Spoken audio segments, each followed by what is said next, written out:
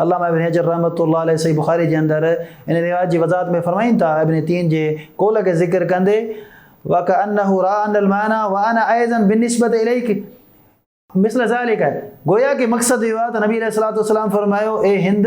आउं बि अहिड़ी तरह तव्हांजे ख़ानदान सां मोहबत थो कयां। जी हा,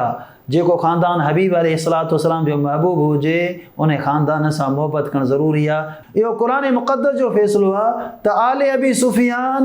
इस्लाम क़बूल करण खां पोइ मुस्लमाननि जो महबूब ख़ानदान बणिजी वियो। पाण अलैहिस्सलातु वस्सलाम बि इन मोहबत जो इज़हार कंदे